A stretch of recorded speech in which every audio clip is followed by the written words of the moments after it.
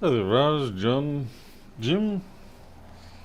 Jim, you seem to be making it to the streams a fair bit lately. Hey, Cosmonry. I don't recall seeing your name pop up in chat before, so welcome if you are new. Hopefully you'll find something moderately entertaining to keep you here. Hey, Phil Pritchard. Hey, Ian. Oliver and Shad. Yeah, this is going to be a bit of a quick one, I think.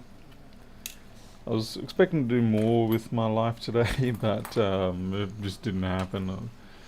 It seems like I was a bit tired. So this is coming from another data recovery service, and it's supposed to got a 1 ohm short and listed as come on, listed as not recoverable, and it probably is, but it's good to have another look anyway. Looks to be in pretty good condition. That's always a bad start. Okay, alright, we don't have the... Okay.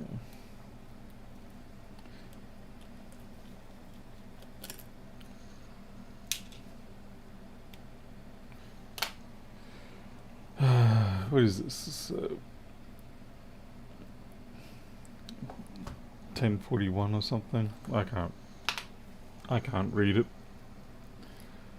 I want to make Tony W. B blood. Yeah, 1041. Yeah. Funnily enough, it's the 1041 that has the most common failure on here, but the 1700 has it over here. We may as well just check the resistance. It's going to come up with a pretty big beat. Yeah. 1.2. That's a pretty hard short. It's actually harder than a normal, what do you call it, a normal NAND short. Usually when the NANDs fail, they'll drop down to around about 4 to 6 ohms. It's not a guarantee, but I just mean historically I've found that that's usually where they sort of tend to settle. If it's more along the lines of 1 ohm, it's either an inboard short. Well, in most cases it's an inboard short.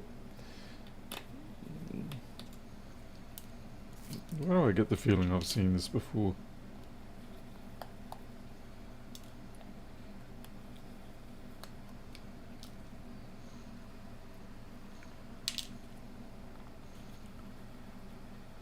And yes,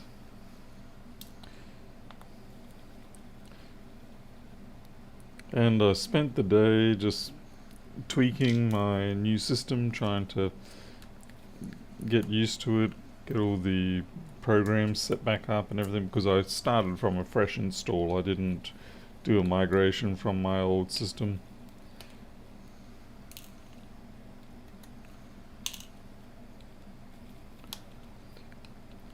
Even though this is not a 1700 board, A20 1700, it still does take a while to get these ones disassembled.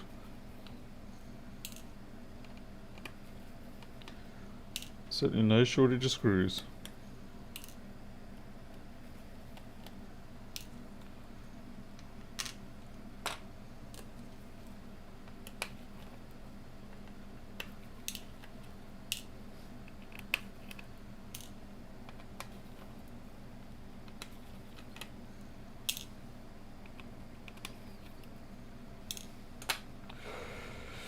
T8s.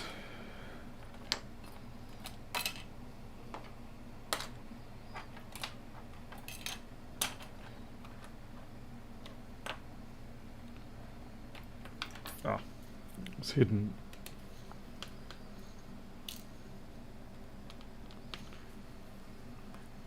Have you tried any new flavors of Linux? Basically, I'm running the latest Ubuntu, and then I put the Mate system on the front.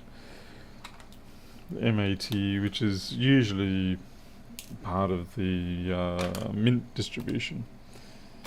Personally, I would still prefer to go back to something more akin to my Fluxbox, but it seems that's dead in the water, and I'm really not keen on managing yet another project.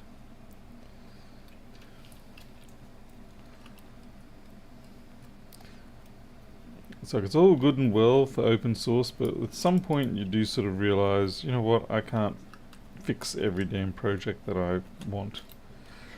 Okay, what am I snared on here? Nothing? Okay.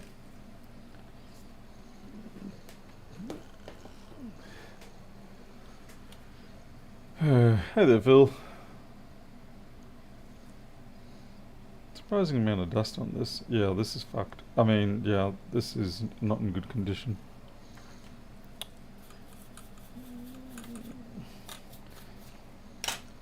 This is definitely a signature type fault, but the trouble is it probably went too far. But 1 ohms is certainly too severe. Oh man. Yeah, so what they've done is they've knocked that cap off, fair enough. And they've tried to do a voltage injection here.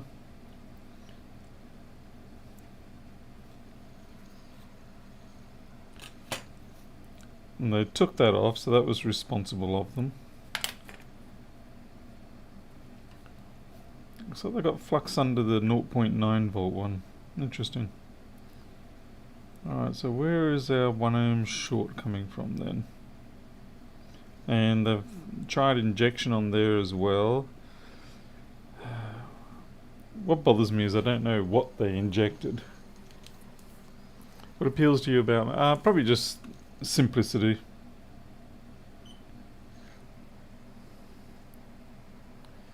Okay, so PV bus is okay, of course, naturally. But yeah, 1.2 ohms, it's just a little on the harsh side. I'm kind of worried they might have done something stupid like inject too much voltage in there. I hope they didn't. I guess I just get paranoid.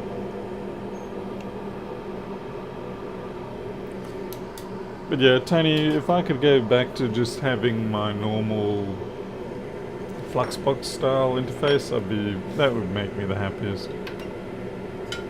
Okay, so what I'm going to do is I'm actually going to pull off all of the caps.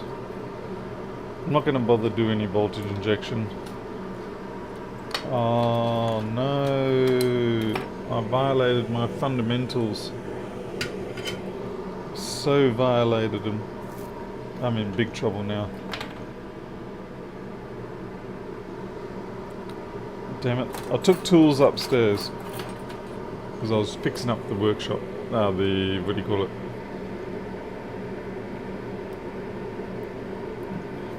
So I'm going to have to modify these.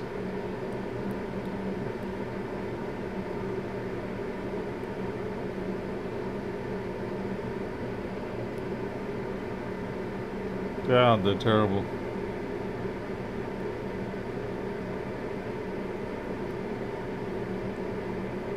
Might be good enough.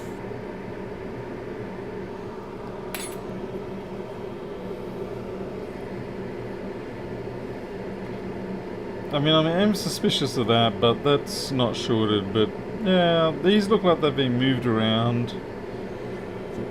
Let's just get rid of them all. Yeah, these are not my normal tweezers.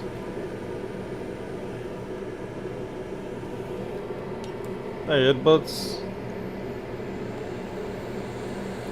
Mr. Cyrillic.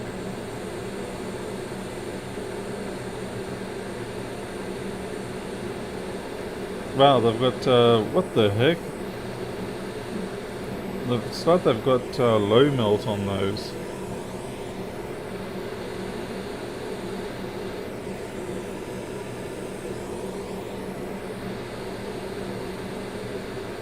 Shoot.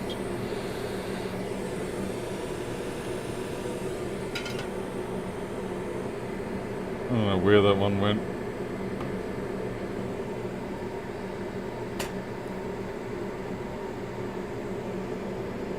There we go. Let's see how we are now.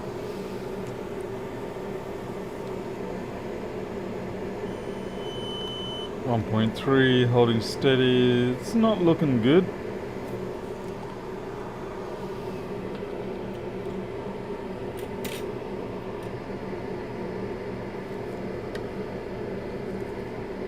So they've taken them all off here as well.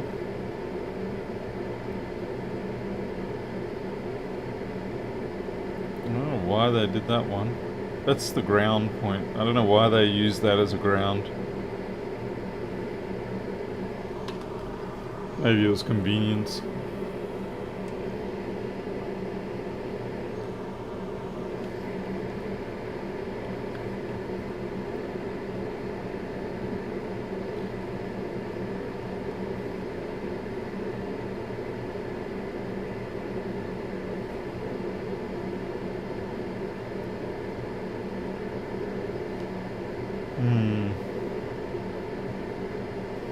I'm going to pull up board view and schematic and see what else I can find that I might be able to actually yank off.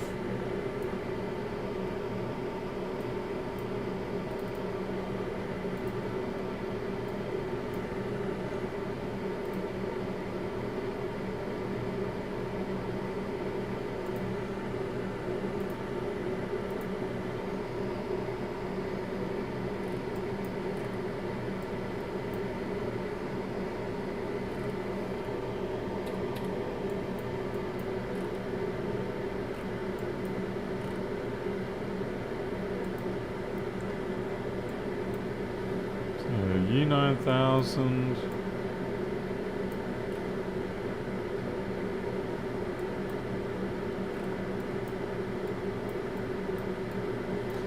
Actually, I might take those two coils off, or at least displace them and determine whether it's before or after the output.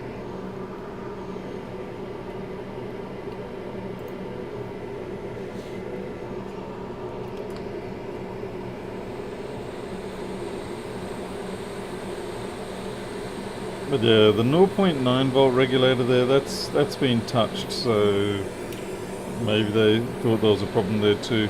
It's quite likely. It's not as frequent to see issues with that one, but it can happen.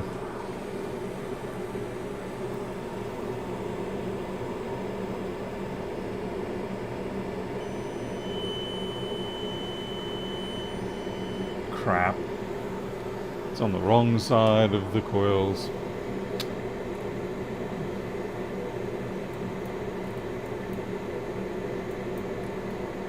Well, like I said, there are a lot of other caps involved here, so we may get lucky.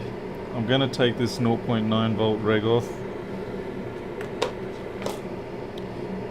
only because it's been meddled with. So for all I know, it could have squished undersides.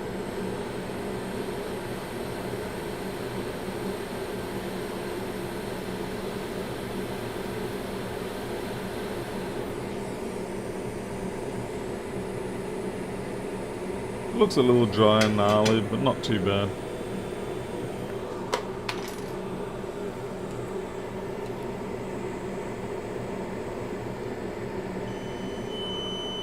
We have 1.7. The only thing that is interesting here is that resistance is not changing much, even with the heat. So it gives me a little bit of hope, actually. Alright. Frustratingly, it may well be injection time, but let's have a visual inspection. So what caps have we got? Got one there, and there's a bank over here.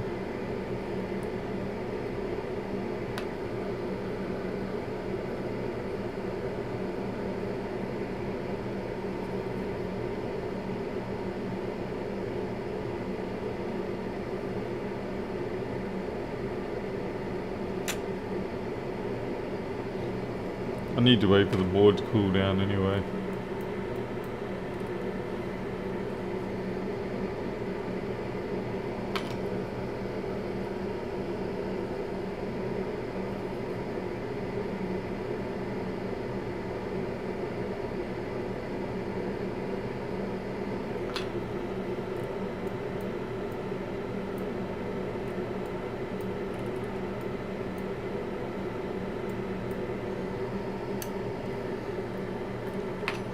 As what? Yeah, I see nothing showing up.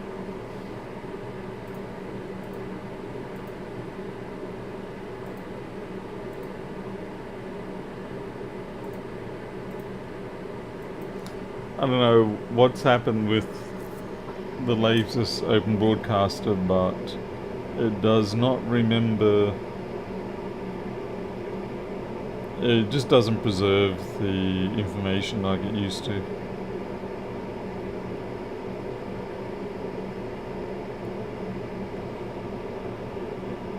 I'm starting to feel like this is going to be a internal logic board fault.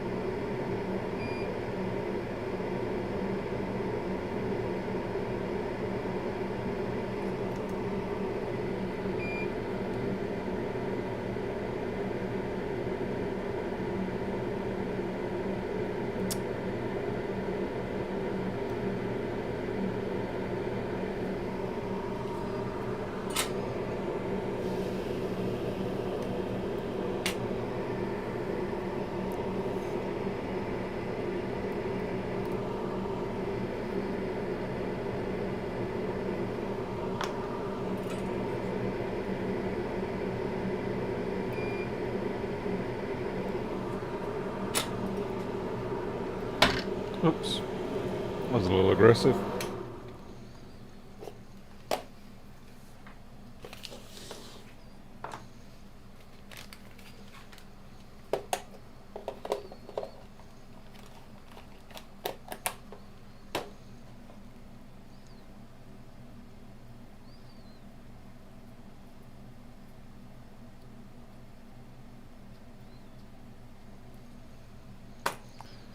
Okay, we preset the power supply down to what we want before we do any connecting. So I'm just going to go 1 volt, 2 amps should be ample. If it doesn't show up with that, then there's... yeah.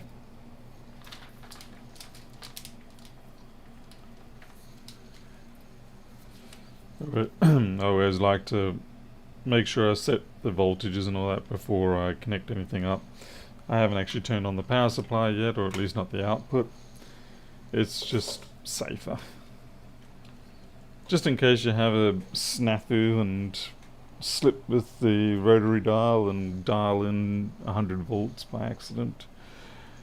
Alright, let's see, we need that infrared oh, there it is. Where did I put the soldering tripod? I reappropriated the tripod last night or the night before to do the what do you call it, the stream from upstairs. I'll just have to go get it.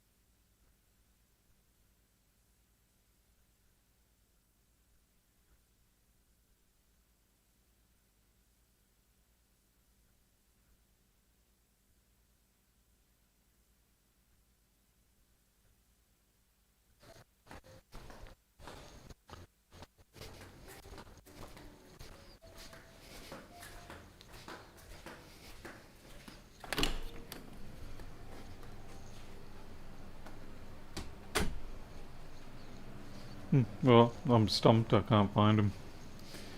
Goodness knows what I've done, but I did at least get my tweezers and my knife and my screwdrivers, so it's a start. I'll just have to hold the camera by hand. It's not the worst, but it's just... it just gets a little unsteady, that's all.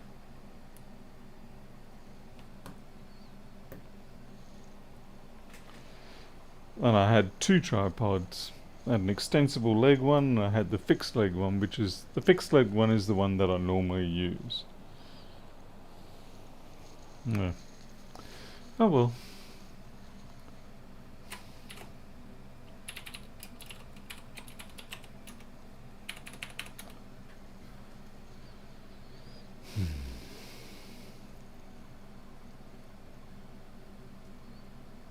Okay.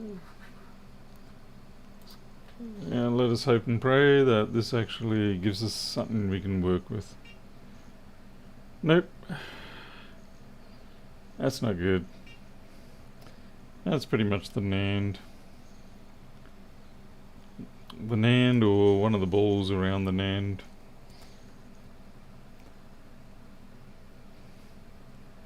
Because the camera offset, yeah, that's a pretty distinct hotspot going on there.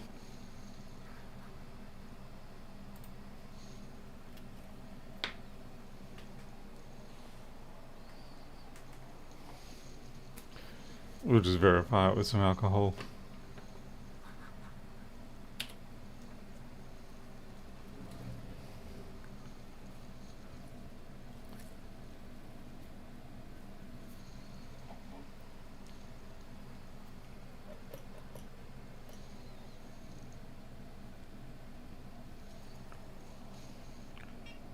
Yep. And the band across there. Looks like it lines up with those little caps down the bottom there.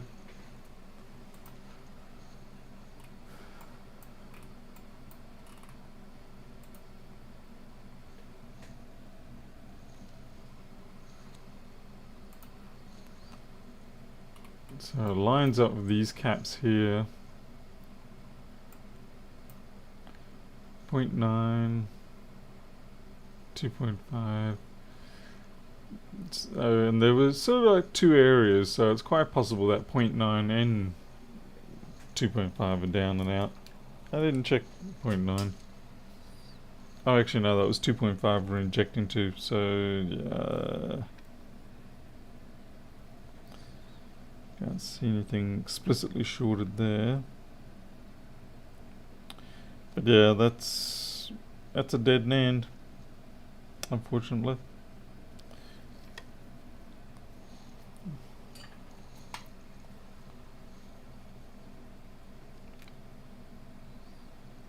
Wish it wasn't the case, but it is. So, diagnosis appropriate.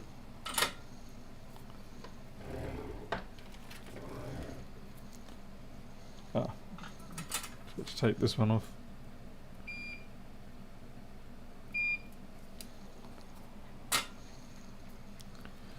Wah wah.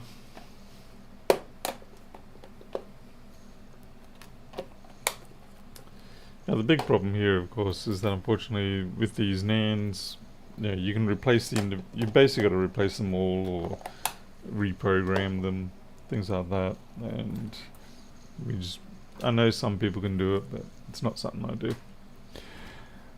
So yeah, that's the end of that. So the only thing I can really do at this point now is try and fix that damned 165 board if you're interested. And if anyone wants to weigh in and try and help me oh, for God's sake, Paul, clean up your goddamn workshop, you piece of filthy crap. What doesn't help is that I'm wearing flip-flops at the moment. Actually, I know what I've got to do. I've got a microphone low situation on a 1466, and I do need to get this sent back.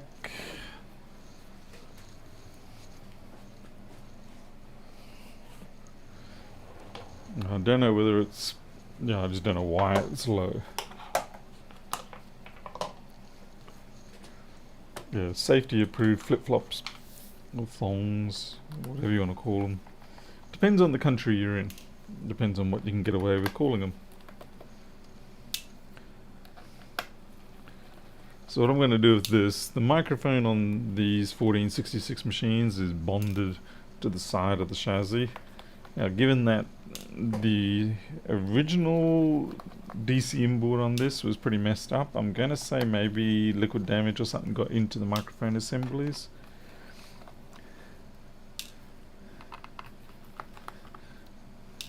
It's not very common for me to actually have a replacement of these on hand. Let's see, paper towel-y.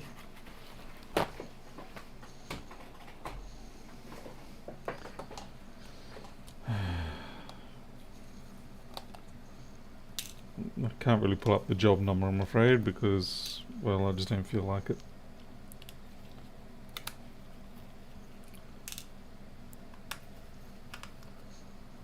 Hey there, full wave.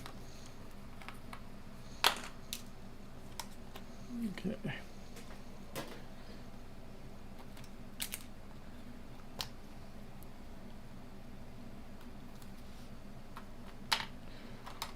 With that T8, we've got to get this DC inboard out, and then from that we can attempt to see where our fault lies.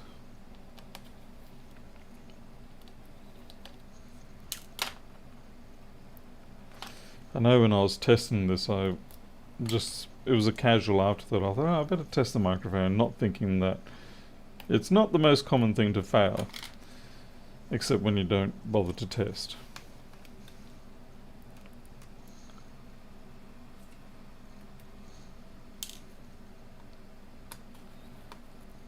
I've already been through enough nightmares with this board in general. It's one of those boards that refuses to fix itself. So I need to put that straight back in. That's a logic board screw. Yeah.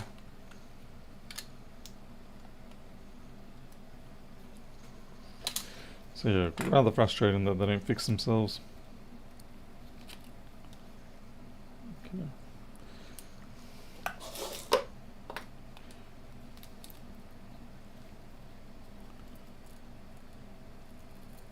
Come on.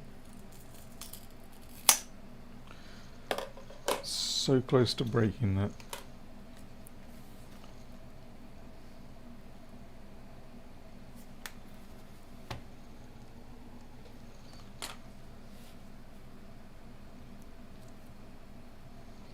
The fun thing is with these machines, there's no alignment mark at all. It's just, there's nothing. The thing is, they have the provision for an alignment mark in there, but they do not utilize it. Oh, there's a couple of holes in there where you would expect physical keying on the case or something like that to be present, but they went, nah, stuff it. We're just going to wing it and hope that we get aligned. Okay. A little bit of pink paint hopefully solves that.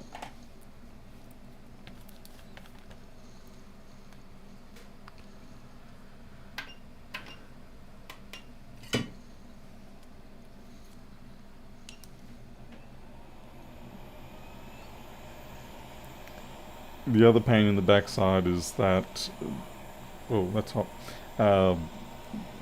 The flex itself is I'm having a hard time speaking. It is tapered, so it makes it awkward to get it in there. I suppose maybe they're relying or hoping that the tapering would be the key, but it's not a very good way of doing keying.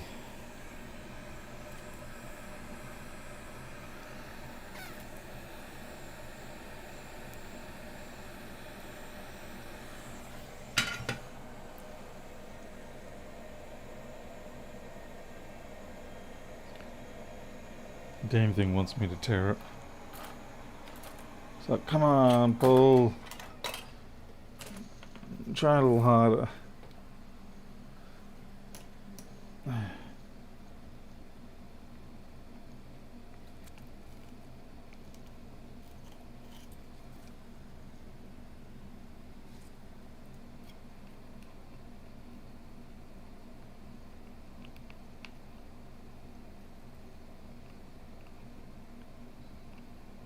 Wow, it really is persistent.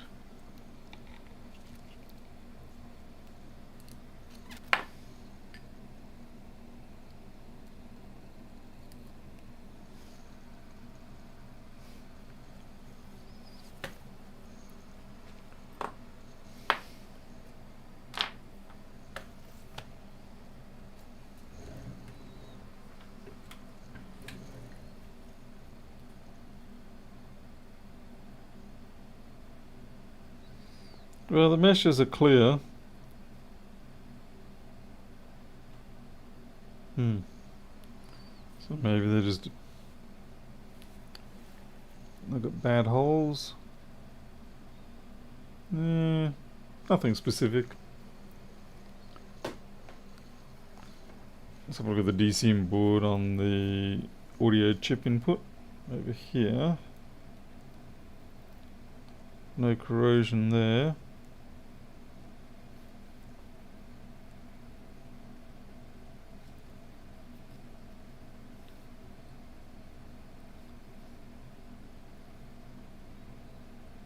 Everything looks good there. So what I'll do is I'll put this back in, fire the machine up, but I'll have the microphone flex just in the open air, and then that will at least give me an idea whether I just have to replace the whole thing because it's dodgy, which is going to be fun. That's pretty much my only choice.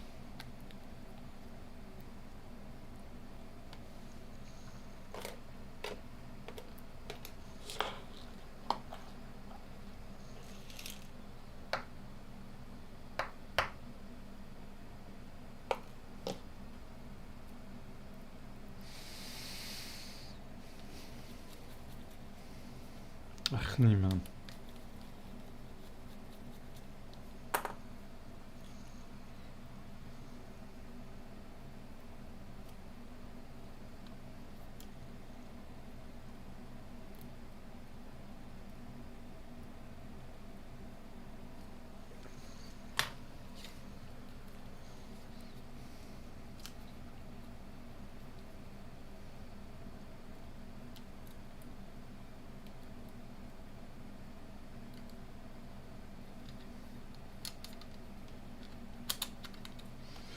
The reason why I've done this one before I bothered with that 400 milliamp double pulse one is simply because this one's been sitting in my out queue for a while.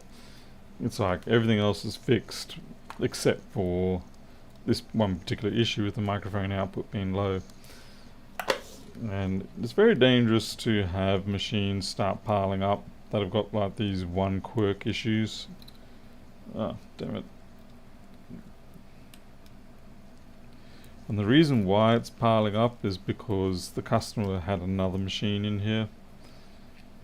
And so I was just like, oh well, I'll get the other machine done first. And then I did fix that machine, but I've never got around to getting back to this one.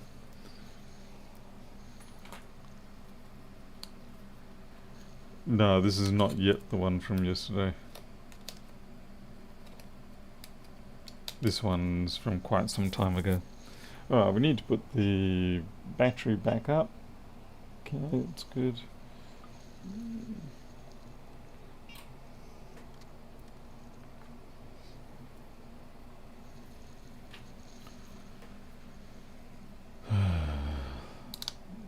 Okay. Now I'm going to load into my testing operating system.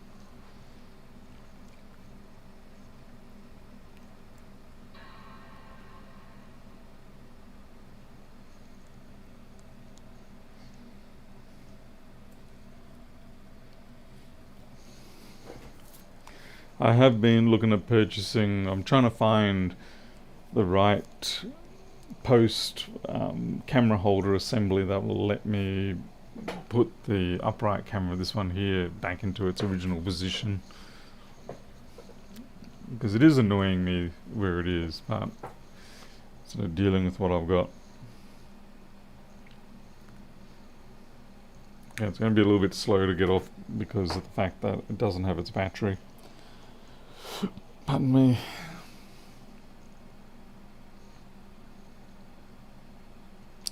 Morning, Tom. we go.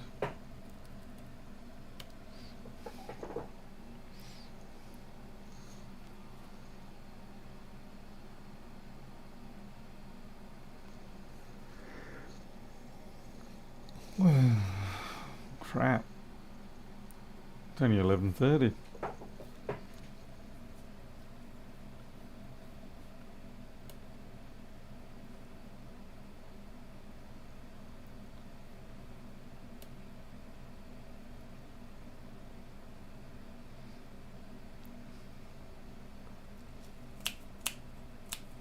Okay, that microphone's doing alright there. I don't know if you can see it, but as I click my fingers,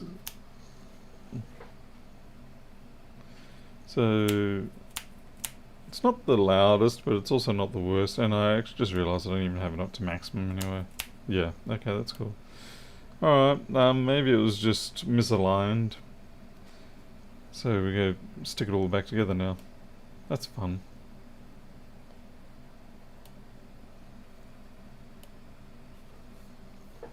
Because it was most certainly not recording properly before. You pretty much had to hit the chassis for it to register 1 or 2 bars.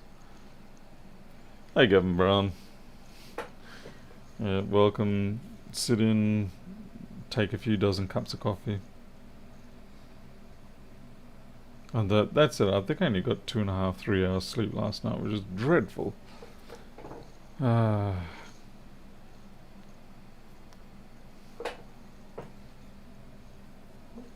Okay. So now we will try to reinstall this and get the alignment right, so wish me luck. It's a non-trivial matter.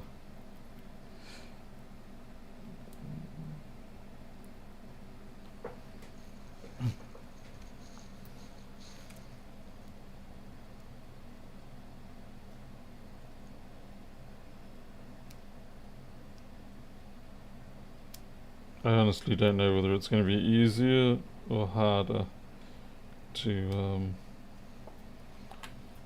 oh, cracky, mate.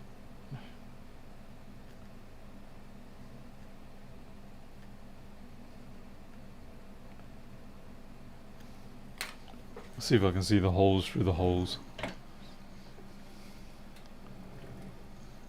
Yes, my sleeping pattern is completely trucked. I can sort of just maybe, not really, perhaps. I think there may be... a little too far up.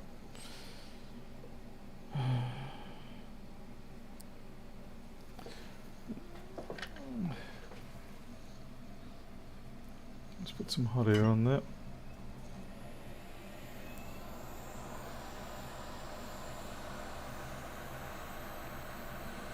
Yeah, I've got to retract it back a little bit.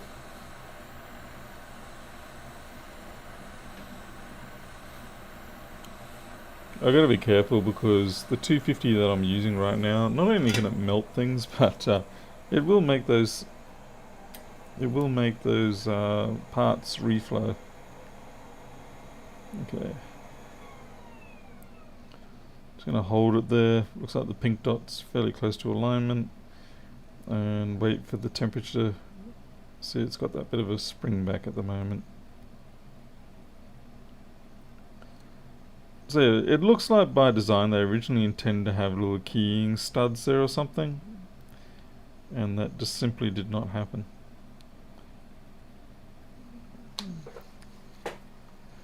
Yeah, Keith, I'm genuinely feeling it. I mean, I'm tired as a general rule, but I'm really feeling it tonight. I think the best way to test here is to actually load it up and sing some sweet lullabies to it.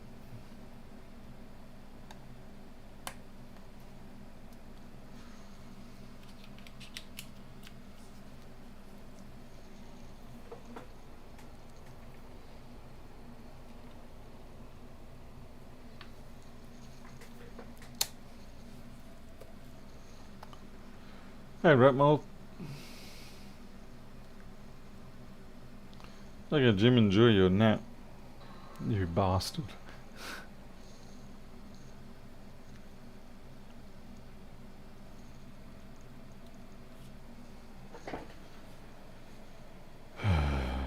Earbuds and eyeshade. Yeah, unfortunately I really can't do that sort of thing.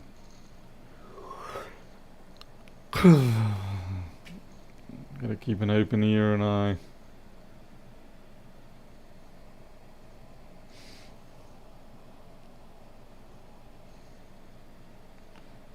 I do not get really any sleep anytime. Funnily enough, Mondays are probably the easiest day for me to get sleep in many ways.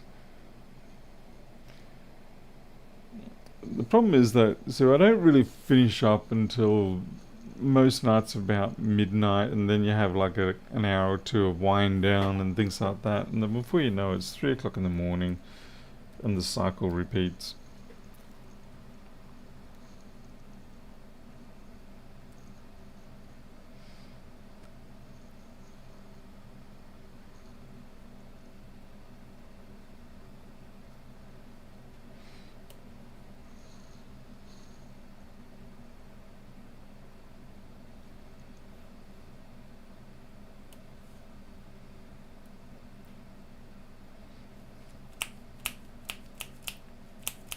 No, that's actually pretty good. The only thing is, it's when I use normal voice, nothing comes up. So like if I do, okay, no, I've got the same problem still. When I do this volume up down business, but wait a second, there's no speaker on that side. That's probably how it used to pick it up. Let's just try this.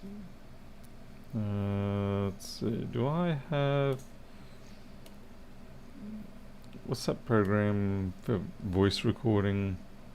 Oh, there, here we go, Audacity.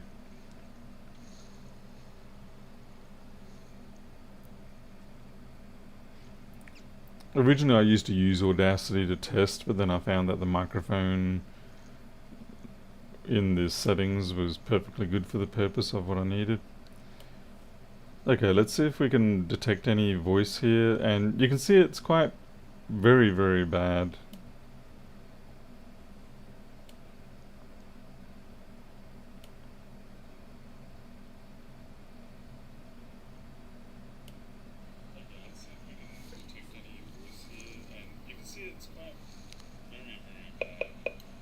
Yes, that's at maximum volume. I'm gonna say that those microphones are damaged.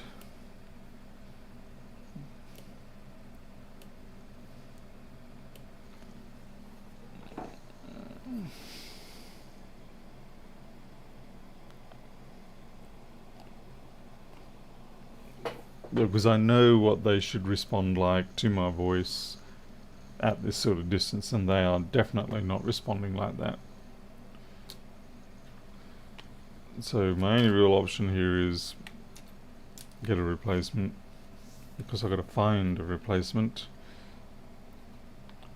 So I'll find a 1466 chassis around here that's got one of these available.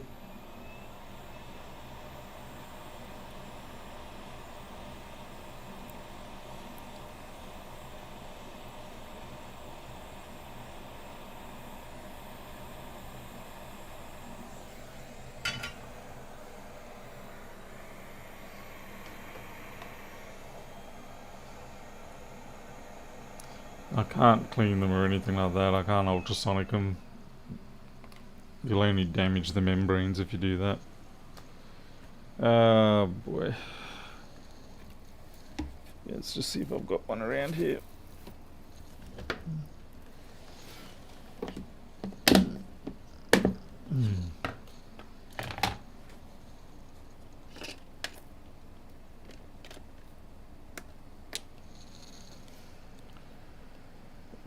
Definitely not you. What about you? Nope, not you.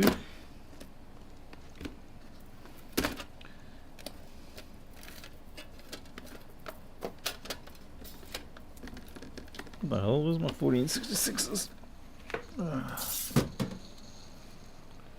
What about you?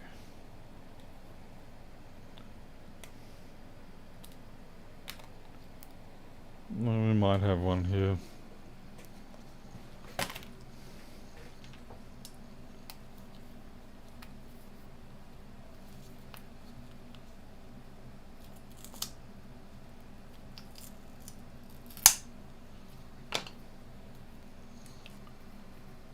No, there's no physical obstructions in the port. That's what I was hoping for, but it doesn't appear to be anything in this instance.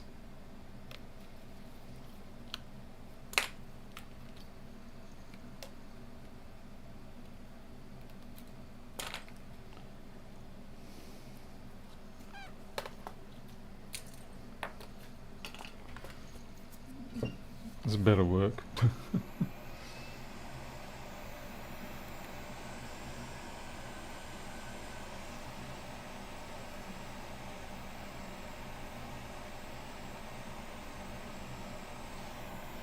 Yeah, full wave. I'm kind of a little bit concerned as I start my 50s that it's like, do I have the energy to keep doing this sort of thing? I know I have no illusions to the fact that this is detrimental to my health, unquestionably. And I do not like it one bit. But at the same time, it's like, well, what are you going to do? Like, have a magic fairy come along and give you lots of free money? That sort of shit doesn't happen.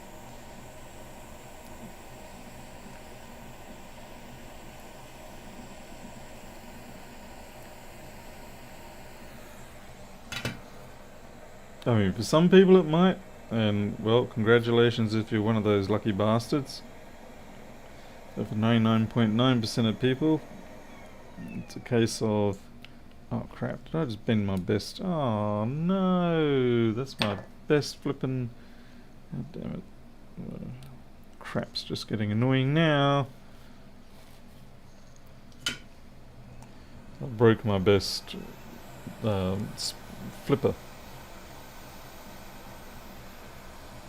Ah, these things are a pain in the backside to get out.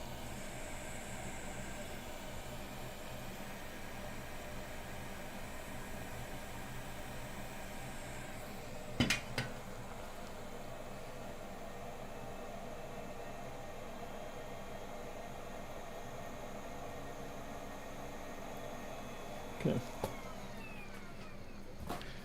Yeah, that was my device for getting so many things out, like chips lifted, everything. It was my everything chip lifter, and now I'm gonna have to try and recreate that.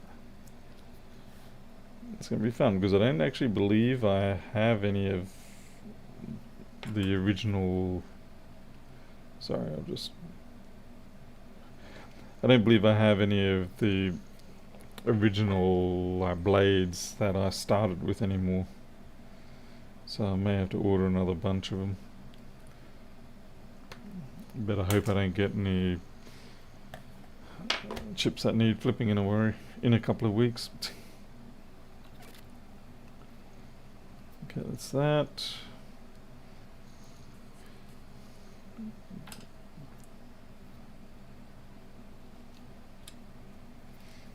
I've already broken the adhesive bond anyway, so it's not going to make any difference on that speaker. Like if I've got to take it off again in a hurry, it's not a problem.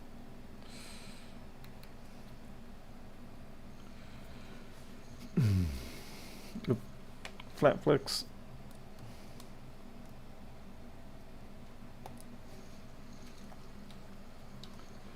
No, the X-Acto knife blades aren't going to do the trick because these are like ultra thin spring steel. Best thing I can do is probably get I've got a set of feeler gauges. I can just cut one of those down. But it's not going to be the same.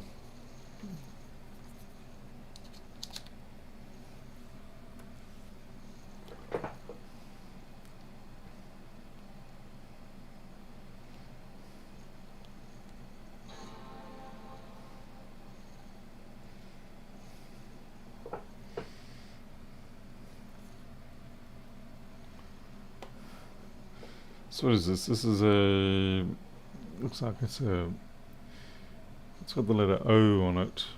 It's an O-type blade. O to have another one.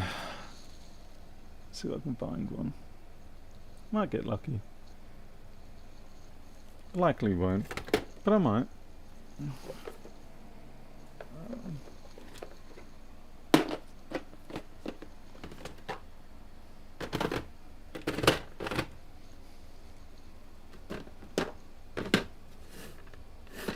Well, I've got my feeler gauges, so that's the start. Yeah, let's see, where the hell are my blades?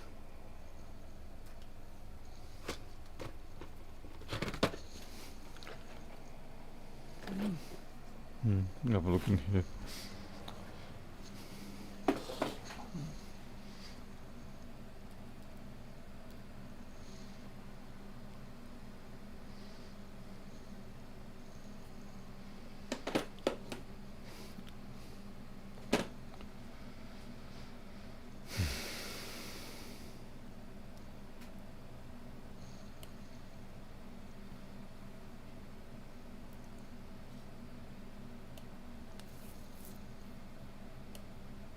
Yeah, I immediately saw that's jumped up. Yeah, see, that's far more realistic. You probably can't see it, but just me talking, I can see it's bouncing up there anyway.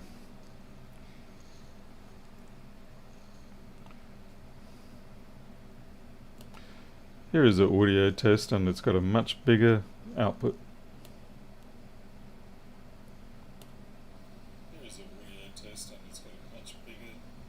Yeah. So something was just wrong with those microphones. So now finally I can put this chucking thing to rest.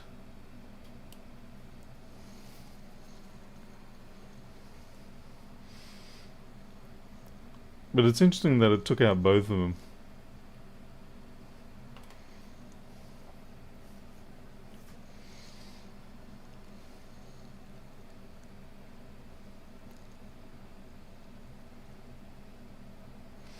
So my guess is whatever it was, the liquid damage that came in on the DCM board, it's probably residing on the little diaphragm membranes right now, and it's causing them to not be able to move like they want to, which is why you still get a reading if you're aggressive with it, but you're not going to get anything with finesse. Alright, now we've got to reassemble this. I could be naughty and go, oh, I'm just going to wait till tomorrow or whatever and reassemble it, but no, I want to get it out of my hair. This thing's been delaying me getting money. And with the amount of money I've been spending on renovations lately, I really need to get back to making money. I know we shouldn't always be focused on money, but money is what makes me not die. I've got to route that cable properly still.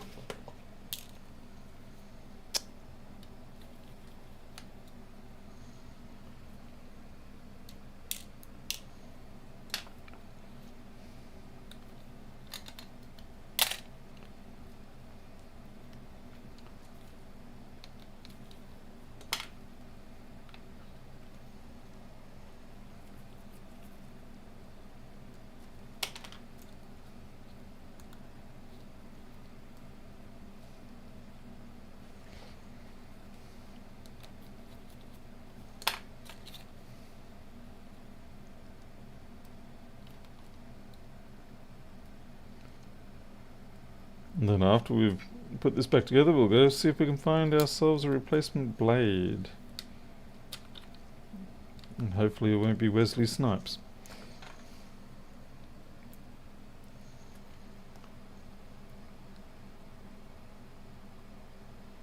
Tony W. Sistema containers. Yeah, I've had them a while. I've got some that are about 10 years old now, but and others probably close to 5-6 years old. What I usually do is, if I do find a new container that I like, I tend to buy just dozens upon dozens of them right there and then, so that I don't have to worry about will they have that same model in a few years' time. Okay, why do I have an extra screw? Oh, I took it out for that one, that's right.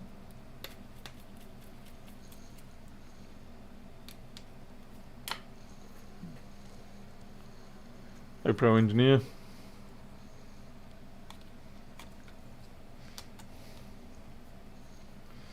Unfortunately, with regards to, say, waterproofing the microphones, the membrane itself, in most cases with these, is going to be, it's plastic of some sort. So that in itself will be technically waterproof or water resistant. But the problem is going to be, of course, the fact that any residue left on it is going to inhibit its ability to move freely, as opposed to a waterproof assembly input microphone, which will have one of those they'll have the microphone, the diaphragm member in there as per normal, but then they've got that sort of semi-transparent, semi-opaque kind of film over the outside of it. I think I'm done. I think I'm done. When you pull apart the iPhones and you take apart, they separate away. You separate away the what do you call it? The earpiece assembly, the infrared assembly, and all that sort of stuff. You can see that milky coloured opaque film, plastic film that they've got.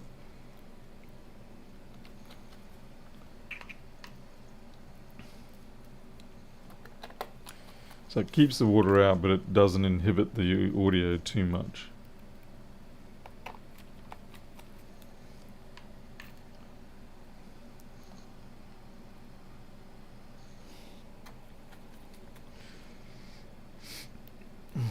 Just get all the screws into this, and then I can race it out to the back of the mail room, and that clears the slot for me on this workbench.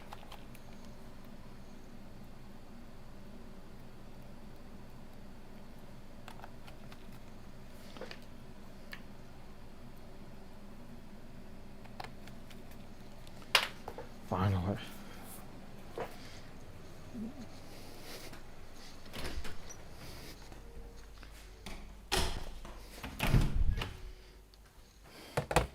Be gone, foul beast.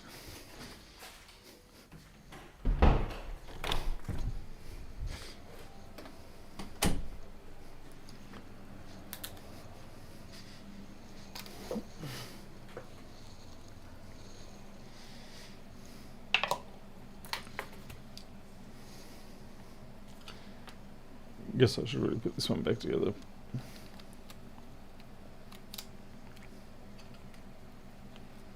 I'm not going to bother putting that microphone back on, it's not really functional.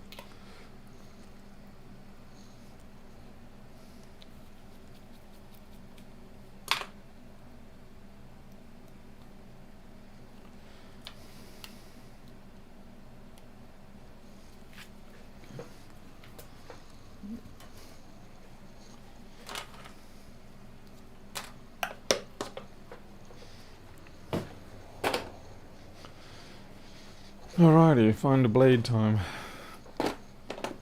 Throw this straight in the bin, so I don't accidentally pick it up and go, hey, it's a microphone!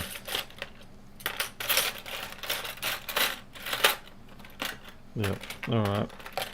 The squillion tweezers in here. And this here has got to be... it's 40 years old now. It still works. Yeah, heap of tweezers, but evil brushes. Oh, maybe... nah. See, that one I tried modifying and that didn't work out. I could do something with, say, one of these, cut them down. That might be an option. It's a bit like what I did here with this one. But I should have had a... Like, they have this sheet metal piece and it's got all the different blades in it, and you just punch out the ones you want. Maybe I try this one.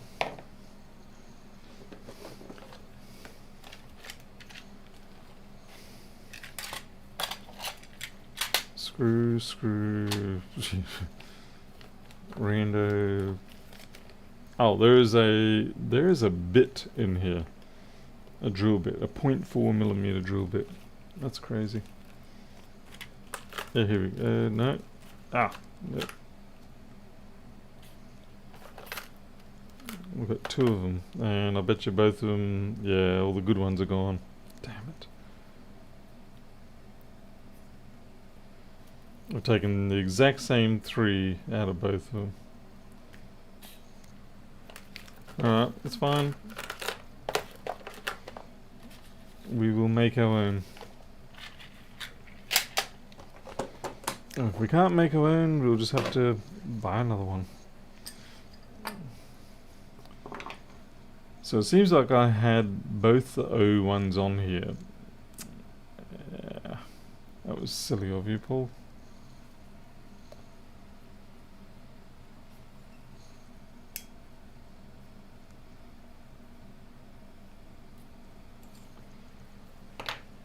Let's see if we can mark out one of these.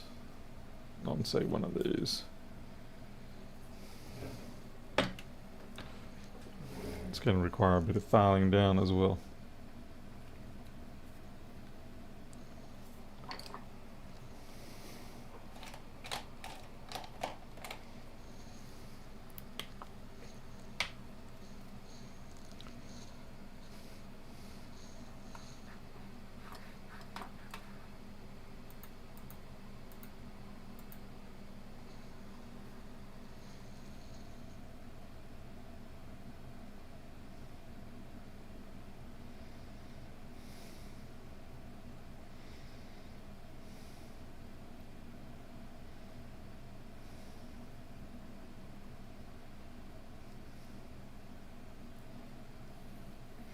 I guess I don't really have to be anywhere near perfect. Somewhere in the vicinity should be fine.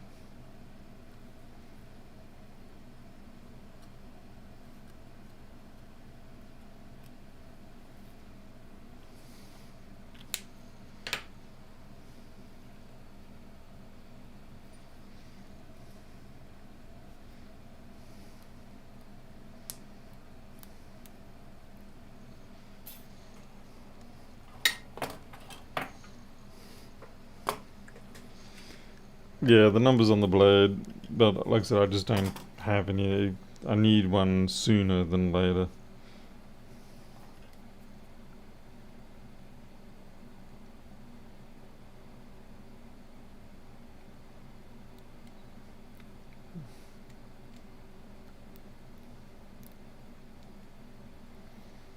Gonna make sure I don't nip. If you let the cutters cut through and nip, then you pretty much ruin everything. You can slide them along, but just don't let them nip.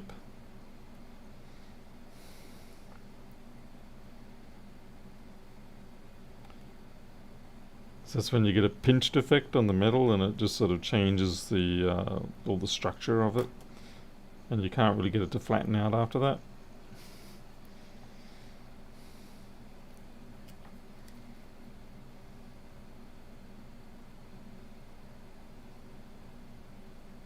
Ah, very nearly. Okay. It's a start. It's a start.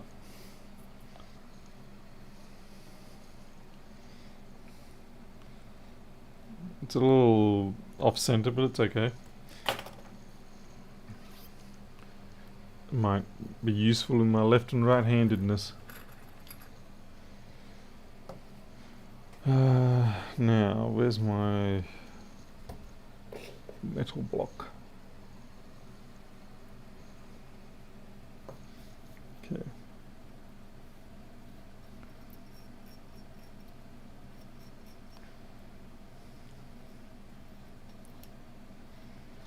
It's not really what it's meant for, but it works well. It's a reasonable abrasive. This is one of those tweezer things.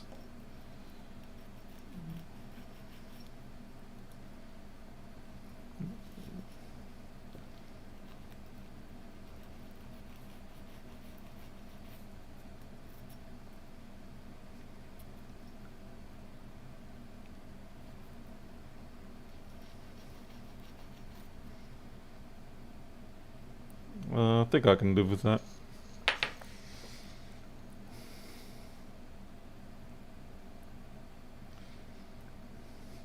Now the other thing is we've got to get the profile in. So see, we want this kind of profile here,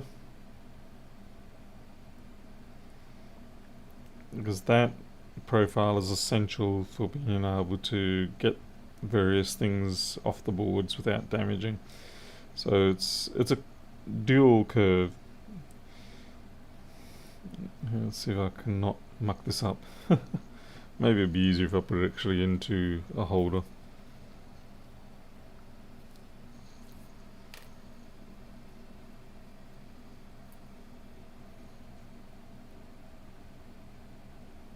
What? Do not tell me you're too big.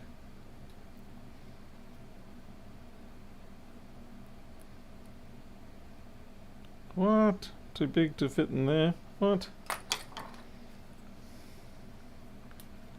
What about you?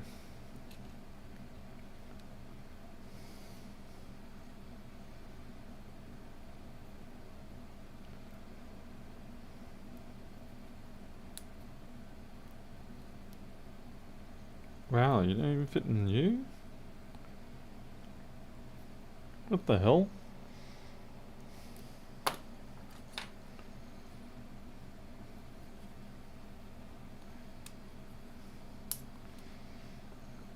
How is it that I have these and yet they don't fit in anything?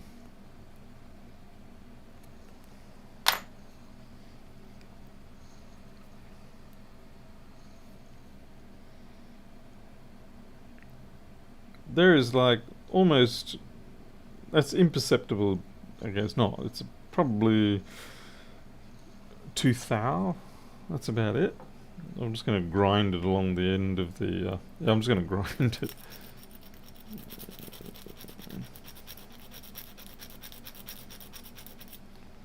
Can't believe that.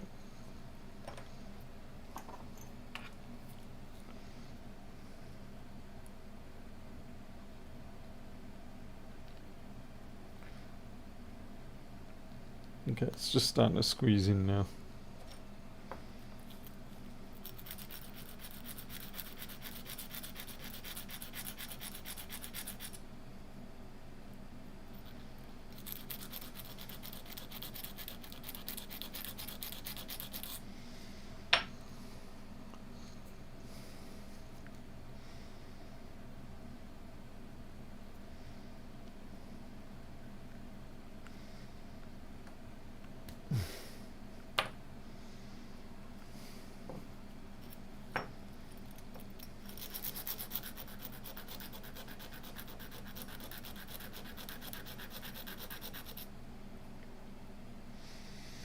It's like when you're woodworking and you're trying to adjust a piece of wood to the right length. You just sort of cut it maybe a little bit too long, and you're just trimming off a millimeter here or two or there, and it just never seems to quite shrink until the very last second, and then it shrinks too far.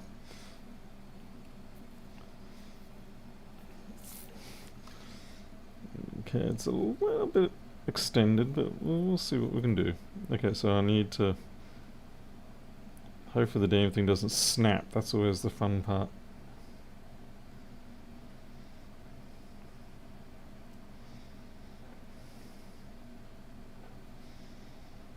Okay, that's a good start.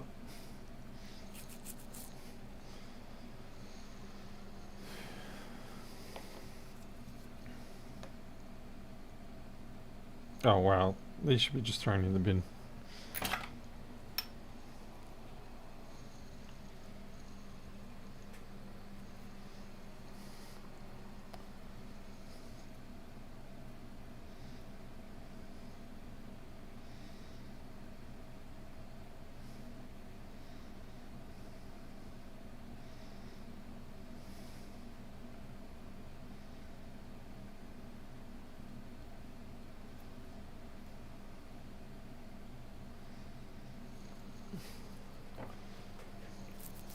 Where's my other pliers?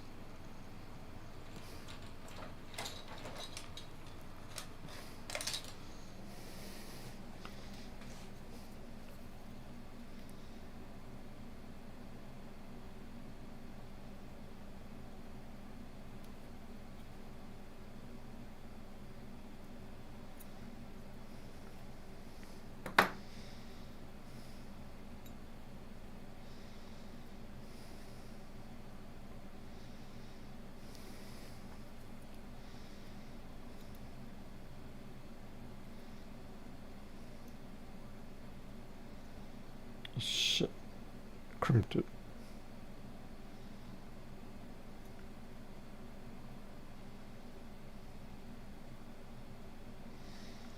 No, that's a real floppy looking thing now.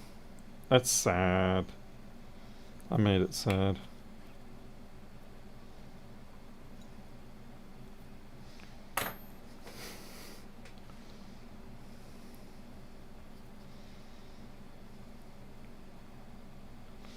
No, I bent it the wrong way.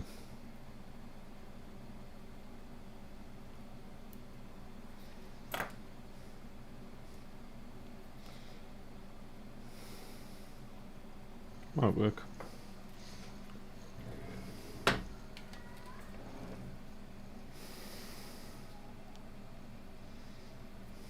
It really does not have the beauty of that other one that I had.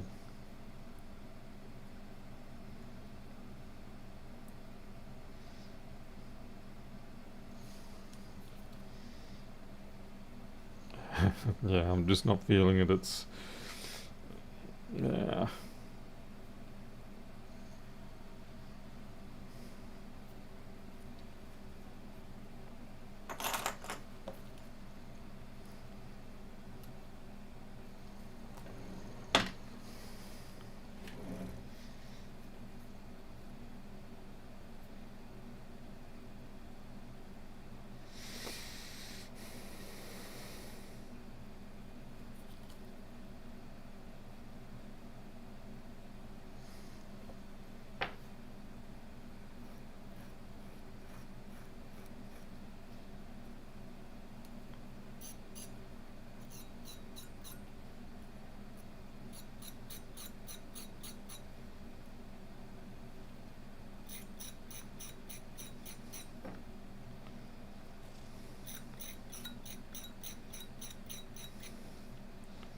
Nah, you're making it worse.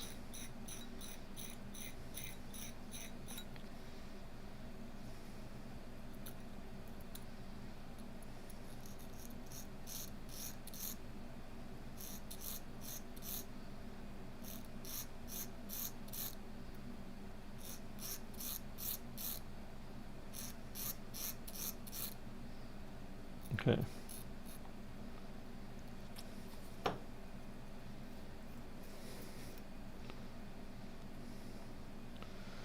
Let's see if we can lift something with it.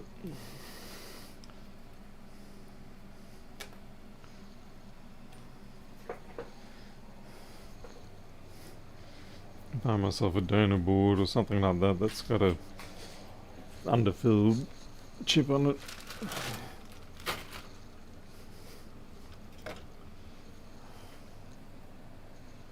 Yep, they've all been extracted.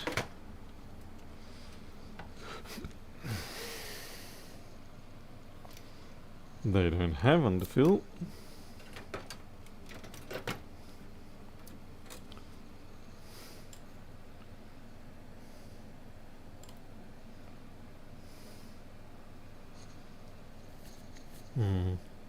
Nope.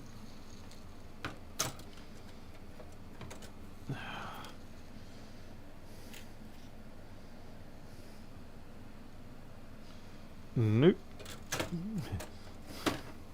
It's funny, you go looking for a board that's going to give you grief and none of them the sort you're after.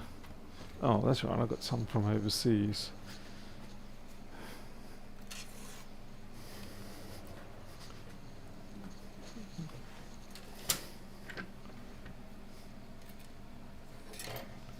Let's see. There we go, here's one.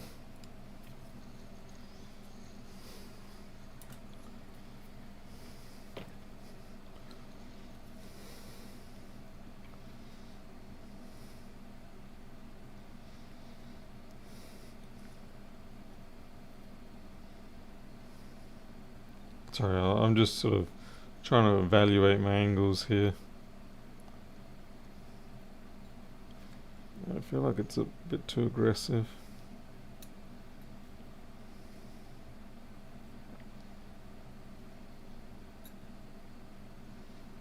Starting to get there.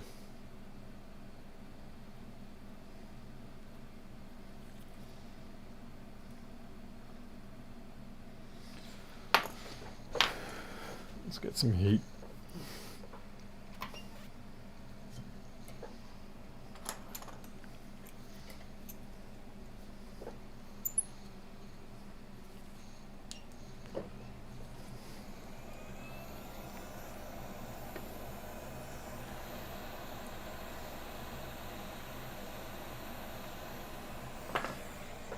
Yeah, I need a heavy mass to hold that down. Usually I've got a nice big battery lying around.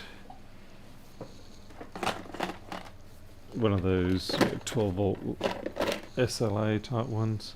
There it is.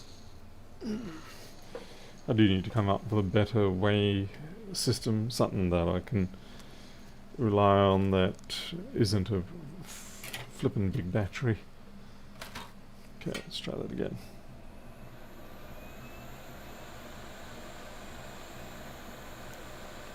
What I used to use for modelling were just little sandbags filled with lead shot.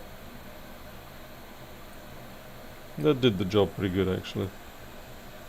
Like if you're trying to hold down, like if you're building a new balsa frame for something, yeah, for small planes, and you needed to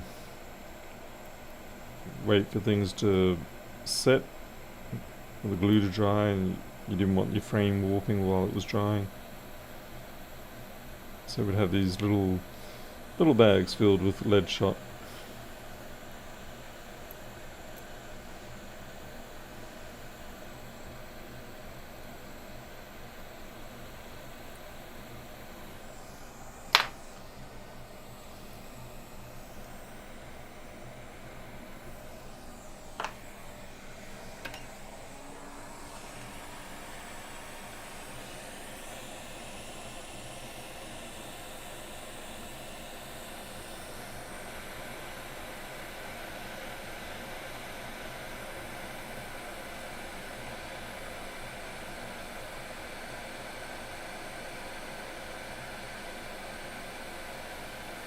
No, that was suckful. No, I just couldn't get the feel for it. Okay, it's probably because I think I need to bring this right back in. It's extended too far out.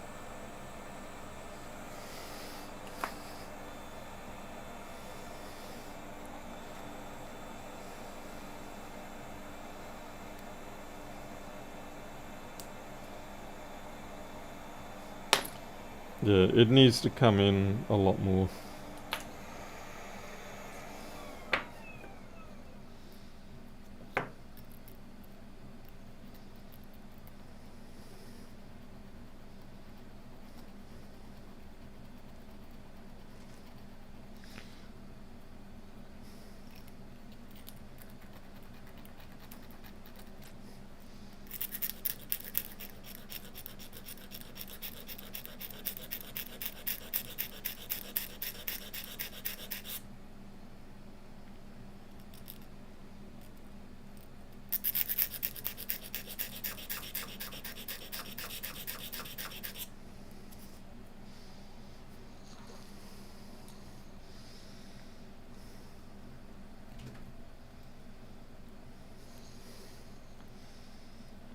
Is it hitting the... How far back can I go on that?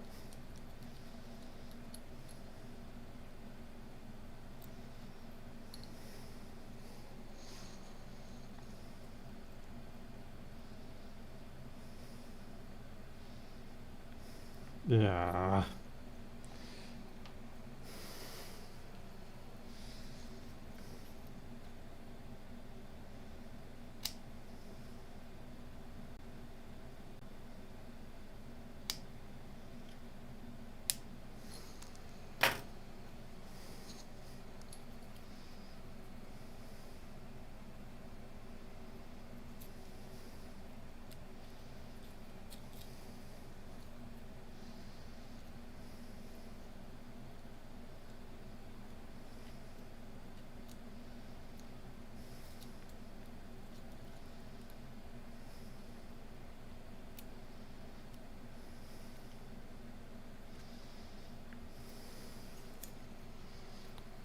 Okay, we'll try that on the other side.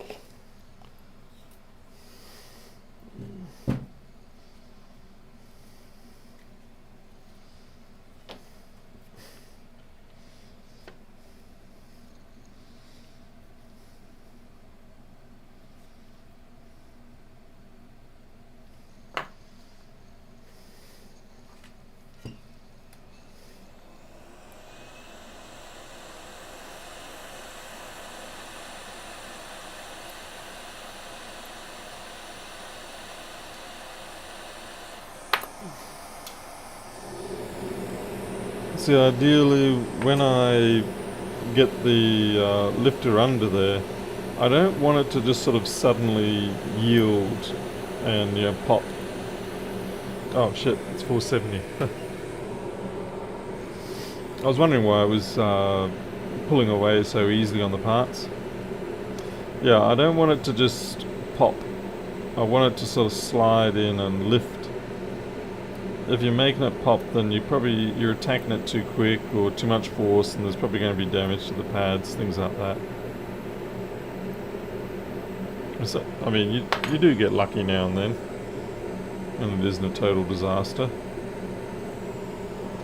The only reason I put flux in there is just as a bit of a lubricant.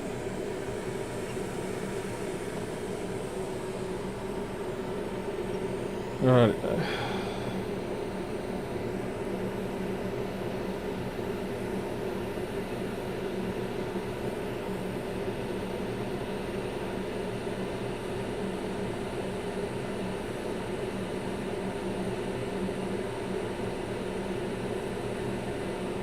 Yeah, so that's more like it. That's how you want it to go. So you can actually feel it slide in. And the nice thing is, the corner where we attacked it from, it hasn't lifted the pads. That's the key thing that you got to look for. Because obviously if you knock off the pads, then you lost the game.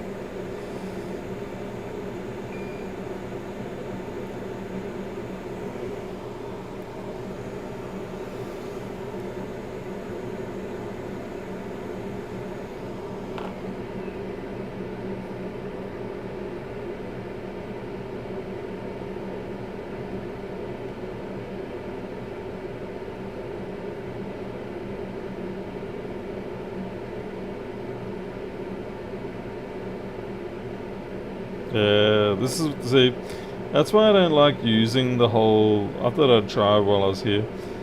That's why I'm not a big fan of the whole use your soldering iron to just push your way through the underfill, because of what just happened over there. You might not have seen that. Not to mention it wrecks your tips.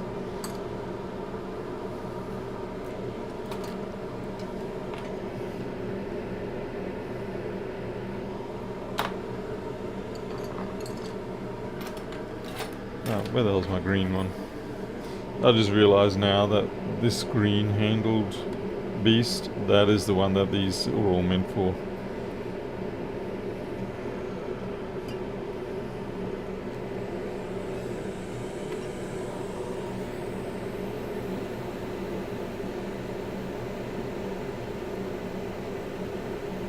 Yeah, but see, that pad there is being torn off because I was being a little bit too overzealous with the soldering iron tip.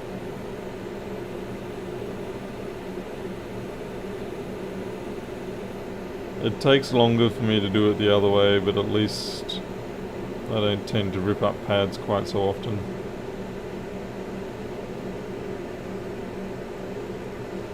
And the main area of concern here was the entry point for where the new new lifter came in, which is the corner here, and it seems to be just fine. I'm still going to order a bunch more though, because at least if the profile's okay, all I've got to worry about is the bending of them. Yeah, that's it. Alright then, well, I'm out for the night. It's late. I'm tired. got the microphone fixed. We gave the death warrant to that 1041, unfortunately. And yeah, I'm out for the night. So thanks for watching. I'll see you all next time. You take care in the meantime.